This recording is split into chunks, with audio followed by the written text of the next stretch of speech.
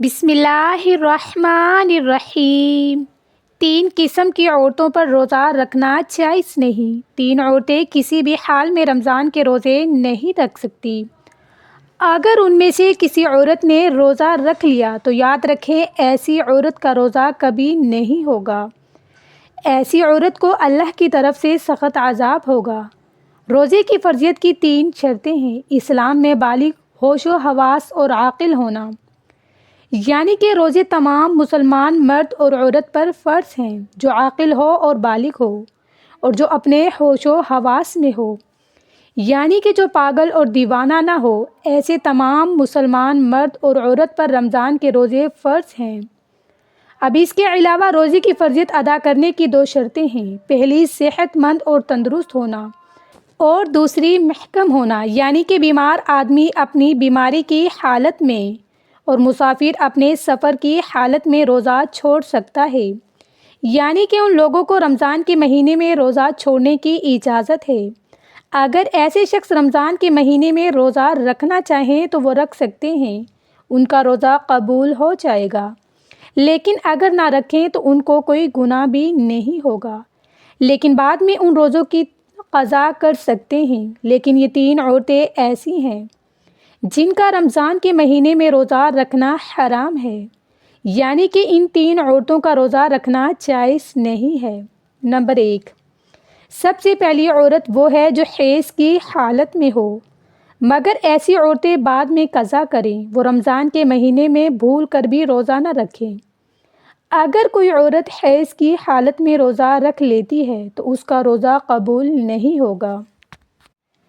حدیث شریف میں ہے کہ حالت حیض میں عورت روزہ نہیں رکھے گی اور حیض کی مدت ختم ہو جانے کے بعد اس پر ان دنوں کے روزوں کی قضا واجب ہے، جیسے کہ حضرت عائشہ صدیقہ رضی اللہ تعالی عنہا فرماتی ہیں کہ نبی کریم صلی اللہ علیہ وسلم ہمیں حالت حیض سے پاک ہونے پر روزوں کا حکم فرماتے۔ اس کے علاوہ روزے کی حالت میں اگر مغرب سے پہلے کسی بھی وقت عورت کو حیض آ جائے تو اس کی وجہ سے روزہ فاسد ہو جائے گا اور پاک ہونے کے بعد اس روزے کی قضا رکھنا لازم ہوگا۔ جو عورت حیض و نفاس کی حالت میں ہو اسے کھانا پینا چاہیے، یعنی روزہ داروں کی مشابہت کی وجہ سے تنہائی میں بھی بھوکی پیاسی نہ رہے۔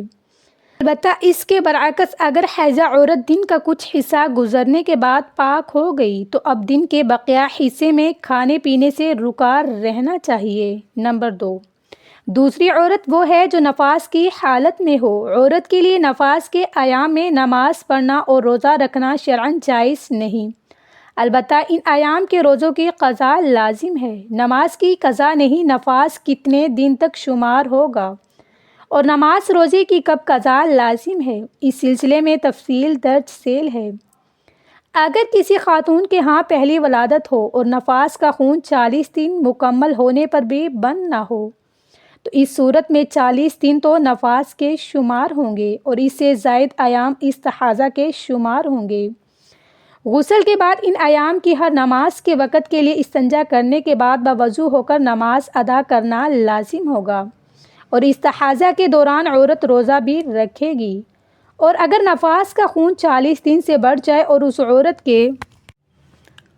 اس عورت کے ہاں پہلے بھی بچے کی ولادت ہوئی ہے تو اس صورت میں اس سے پہلے بچے کی پیدائش کے موقع پر جتنے دن خون آنے کی عادت ہے اتنے دن کا خون نفاس میں شمار ہوگا اور باقی بیماری کا خون شمار ہوگا۔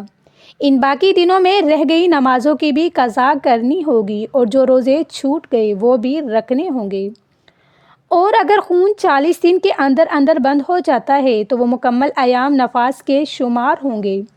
ان دنوں میں روزہ نہیں رکھے گی اور نماز بھی ادا نہیں کرے گی، تاہم روزوں کی بعد میں قضا کرنی ہوگی۔ تیسری عورت حاملہ ہے۔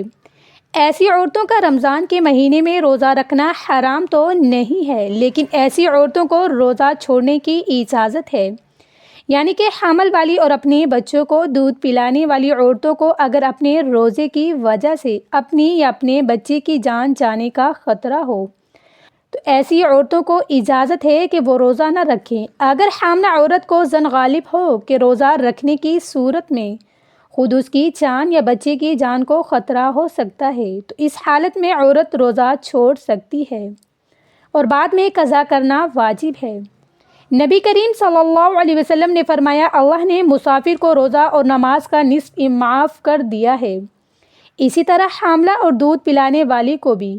سیدنا عبداللہ بن عمر رضی اللہ تعالی عنہ سے حاملہ کے بارے میں پوچھا گیا، جسے اپنے بچے کے نقصان کا خطرہ ہے، فرمایا وہ روزہ چھوڑ دے، اس کے بدلے میں ایک مسکین کو ایک مد تقریباً نصف کلوگرام گندم دے دے۔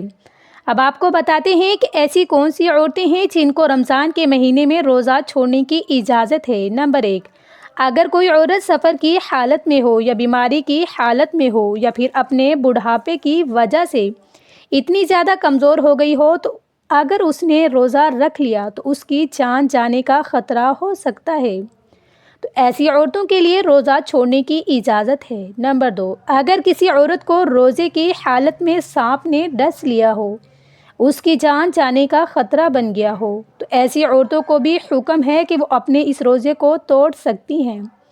اس کو کوئی گناہ نہیں ہوگا، لیکن بعد میں صحیح ہو جائے تو روزے کی قضا کرے۔ نمبر 3، عورت حیض سے پورے 10 دن اور 10 رات میں فارغ ہو گئی، اب اس کو چاہیے کہ وہ اگلے دن کا روزہ رکھ لے، اور اگر کم دنوں میں پاک ہو گئی اور اگر صبح ہونے میں اتنا وقت باقی ہے کہ اس کے پاس نہا دھو کر تھوڑا وقت بچے گا تو اس کو چاہیے کہ وہ روزہ رکھ لے۔ اگر ان حالتوں میں روزہ نہ رکھا جائے تو ان کے ختم ہونے کی مدت کے بعد رمضان کے چھوڑے گئے روزوں کی قضا کرنا ضروری ہے۔ اللہ تعالی ہم سب کو زیادہ سے زیادہ نیک اعمال کرنے کی توفیق عطا فرمائے اور ہمارا خاتمہ ایمان پر فرمائے، آمین۔ ناظرین، کومنٹ باکس میں اللہ تعالیٰ کے 99 ناموں میں سے ایک نام ضرور ٹائپ کریں، شکریہ۔ اگر ویڈیو پسند آئے تو چینل کو سبسکرائب کریں، ویڈیو کو لائک کریں اور شیئر کریں، شکریہ۔